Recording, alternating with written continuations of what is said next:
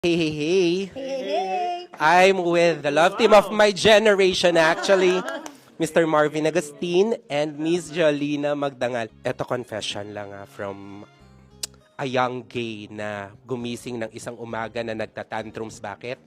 Napanaginipan si Marvin Agustin. Gustong makita si Marvin Agustin sa personal dahil crush. Ako yun. Ako yung batang baklang yun. Now nakita ko na rin. Nakita kanya. Super. Timeless. At ang ganda rin naman ng ka-love team, ay ang chemistry. So I have a few questions for the both of you. Describe your character in XX Lovers in one word. Sex lavender. In one word? In one word. Parang one word naman to eh. A hopeless romantic. Si Sed? Hindi, Si si Sid Marvin. Di ba si Si Sed? Sid nga, hopeless romantic. Parang ayaw mo hopeless romantic. Ako maasim. Hindi, maasim. Laging galit. Ano ba ako? Ano ba yan? Huwag mo ko amuyin. Matamis yan.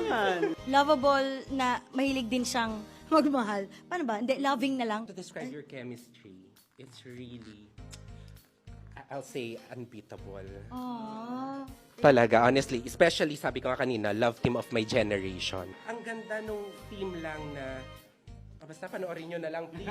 Watch the movie XX Lovers. Please invite them. Wait lang, anong naging favorite mong part sa movie? 2. Number 1, tawang-tawa ako dun sa simpleng actually. Also, in that scene, may learnings it talked about the same-sex marriage, etc. And then yung parang family ng isang old school. So I love that because it educates people. And at the same time, favorite ko yung scene mo, Miss Jolina, na umiiyak ka. Yung iyak mo doon, Miss Jolina, grabe yon. Grabe din yun, nakakatakot. Grabe yon. Thank you. Hindi, gusto mag-thank you dun kay Love Team kasi tinulungan nila kami daw sa Masakit umiyak sila. Kaya hindi dapat pinatay. Pero sa'yo naman, Mr. Marvin, favorite ko lahat ng scenes mo kasi nga crush kita. Yes. Please invite them to watch. XX Lovers, nasa second week na po tayo. Para sa mga gustong at naniniwala lalo sa pagmamahal, pamilya, at sa ating lahat, manood kayo ng XX Lovers kasi storya natin ito. Pilas na lang. Face or emoji to describe the movie. Ako, ano ba, yung parang Tears of Joy? Sabi, pakita mo. Pakita mo sabi. Gusto mo mang tears. Malaya na ako.